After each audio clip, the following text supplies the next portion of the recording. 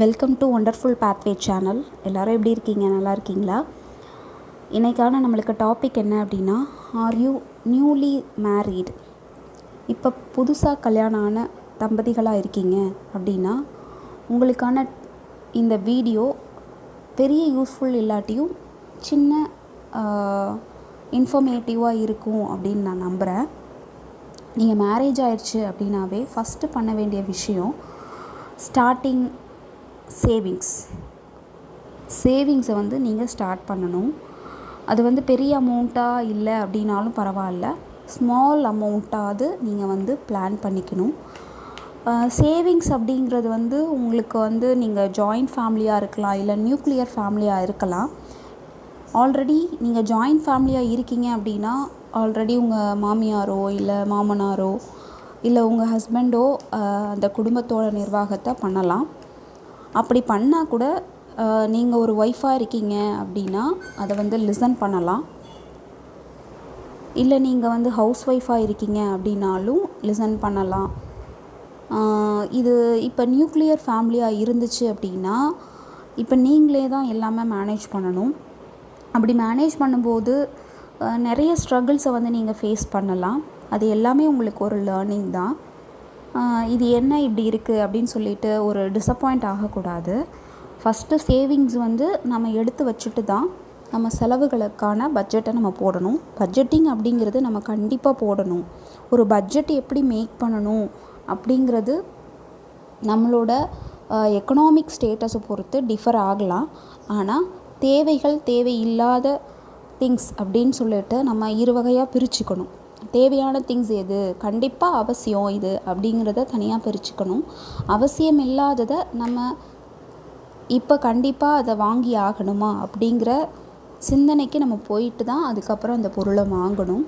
அதுக்காக எல்லாருமே ரொம்ப கன்ஸ்ட்ரக்டாக இருங்க அப்படின்னு நான் சொல்ல வரல. நீங்கள் என்ன பண்ணுறீங்க அப்படின்னா உங்களோட ஃபினான்ஷியல் ஸ்டேட்டை பாருங்கள். இன்கம் கம்மியாக இருக்குது அப்படின்னா ஒன்று இன்கம்மை நீங்கள் அதிகப்படுத்துறதுக்கு நீங்கள் பார்க்கலாம். இல்லை இதுதான் இன்கம் அப்படின்னா அதுக்குள்ளே எப்படி மேனேஜ் பண்ணணும் அப்படிங்கிறத நீங்கள் பட்ஜெட்டிங் மூலமாக தான் நீங்கள் நிர்வாகம் பண்ண முடியும். நீங்கள் கரெக்டாக நிர்வாகம் பண்ணிக்கிட்டு வந்தீங்க அப்படின்னாவே உங்களோட எக்கனாமிக் ஸ்டேட்டஸ் ஆட்டோமேட்டிக்காக அது இம்ப்ரூவ் ஆகும். அதே மாதிரி இப்போ சேவிங்ஸ் அப்படின்னு சொல்லியாச்சு. சேவிங்ஸ் அப்படின்னா என்னென்ன பண்ணுறது அப்படின்னு சொல்லிட்டு நான் ஆல்ரெடி கொஞ்சம் சேவிங்ஸ் பற்றி இன்ஃபர்மேட்டிவாக இருக்கான்னு தெரியாது. பட் நான் ஒரு சின்ன டிப்ஸ் கொடுத்துருக்கேன். இதுக்கு முன்னாடி உள்ள வீடியோஸில் போய் நீங்கள் பார்த்தீங்கன்னா தெரியும். அதுக்கடுத்து மேரேஜ் இஷ்யூஸ் சம்டைம்ஸ் நிறைய பேருக்கு இருக்கலாம். நிறைய ப்ராப்ளம்ஸ் ஃபேஸ் பண்ணலாம். அப்போ அந்த ப்ராப்ளம்ஸ் ஃபேஸ் பண்ணும்போது நிறைய ஸ்ட்ரகிள்ஸை ஃபேஸ் பண்ணி டிவோர்ஸ்டுன்னு நிறைய பேர் போகலாம். அந்த மாதிரி போகிறத விட கொஞ்ச நாள் காம் டவுனாக இருக்க ட்ரை பண்ணலாம். அது ரொம்ப கஷ்டமான விஷயமாக கூட இருக்கும். காம் டவுன் எதுக்கு நான் சொல்ல வர்றேன் அப்படின்னா, இப்போ இரண்டு தரப்புலையுமே ஒரு சண்டை போய்கிட்டே இருக்குது அப்படின்னா யாராவது ஒருத்தர் அமைதியாக போயிட்டாங்க அப்படின்னா அந்த சண்டையே வராது. அது மாதிரி இப்போ நீங்கள் மேரேஜ் பண்ணுறீங்க அப்படின்னா நிறைய ப்ராப்ளம்ஸ் ஃபேஸ் பண்ணலாம். அப்போ நீங்கள் அமைதியாக போகிறது பெட்டர். அமைதியாக போயிட்டீங்க அப்படின்னா அந்த சூழல் அப்படியே இருக்கும் அப்படின்னு சொல்ல முடியாது. நாட்கள் போக போக அந்த சூழல் எல்லாமே மாறலாம். அது உங்களுக்கு அப்போதைக்கு பெரிய இஷ்யூவாக தெரிஞ்ச விஷயங்கள் எல்லாமே ரொம்ப மைக்ரோ சைஸில் நம்மளுக்கு போயிடலாம். அது ஒரு பெரிய விஷயமே இல்லைடா அப்படிங்கிற மாதிரிலாம் போகலாம். அதனால் ரெண்டாவது விஷயம் காம் டவுன் தான் நான் சொல்லுவேன். நெக்ஸ்ட்டு விஷயம் தேர்டாக நம்ம என்ன சொல்கிறோம் அப்படின்னா பிஸி. நிறைய நியூலி மேரீட் அப்படின்னா ஜாபில் இருந்தவங்களாகவும் இருப்பீங்க, இல்லை ஹவுஸ் ஒய்ஃபாகவே ஜாபுக்கு போகாத விமன்ஸாகவும் இருப்பீங்க. அவங்க என்ன பண்ணலாம் அப்படின்னா ஒன்று ஜாபுக்கு ட்ரை பண்ணி ஜாபுக்கு போகலாம், இல்லை ஜாபில் அலோவ் பண்ணல அப்படின்னாலும் பரவாயில்ல, நீங்கள் வீட்டிலேயே உங்களை பிஸியாக வச்சுக்கலாம். பிஸியாக வச்சுக்கிறது அப்படின்னா வீட்டில் உள்ள க்ளீனிங் ஒர்க்கோ இல்லை ஹவுஸ் ஹோல்டு ஒர்க்கோ அது மட்டும் கிடையாது. உங்களுக்கு பிடிச்ச விஷயங்கள் என்னவோ அது நீங்கள் உங்களுக்கு ஸ்கூல் டேஸில் அந்த மாதிரி நீங்கள் ரொம்ப இன்ட்ரெஸ்டடாக ஏதாவது ஒரு விஷயத்தில் இருந்திருப்பீங்க. அதுக்கப்புறம் வளர வளர அந்த விஷயங்களை விட்டுருக்கலாம். எக்ஸாம்பிள் கார்டனிங்காக இருக்கலாம், இல்லை மியூசிக்கு, டான்ஸு அந்த மாதிரி என்ன உங்களுக்கு வந்து பிடிச்சமான விஷயங்கள் எது இருக்கோ அதில் வந்து நீங்கள் வந்து ஈடுபடுத்திக்கலாம் உங்களை. அப்படி நீங்கள் பிஸியாக வச்சுருந்தீங்க உங்களோட மைண்டை அப்படின்னாவே நம்ம தேவையில்லாத விஷயங்களுக்கு இன்வால்வ் ஆகி நம்ம வந்து ஷவுட் பண்ணணும் அப்படிங்கிறது நம்மளுக்கு குறைய ஆரம்பிச்சிரும். அது வந்து 3வது விஷயம். அதுக்கப்புறம் நெக்ஸ்ட்டாக வந்து நான் என்ன சொல்ல வரேன் அப்படின்னா, பேபி அப்படிங்கிறது சில பேருக்கு ரொம்ப குயிக்காக கன்சீவ் ஆகலாம், இல்லை அப்படின்னா ரொம்ப ஸ்லோவாக ப்ராசஸ் நடக்கலாம். எதுவாக இருந்தாலுமே உங்களோட மைண்டை வந்து நீங்கள் பாசிட்டிவாக நீங்கள் வந்து வச்சுக்கிட்டீங்க அப்படின்னா அது வந்து உங்களுக்கு ரொம்ப ஹெல்ப்ஃபுல்லாக இருக்கும் உங்களோட மைண்டுக்கு. நிறைய விமன்ஸ்க்கு இன்ஃபர்டிலிட்டி அப்படிங்கிறது பெரிய பெரிய ஸ்ட்ரெஸ்க்குள்ளே கொண்டு போய் அவங்கள விடுது.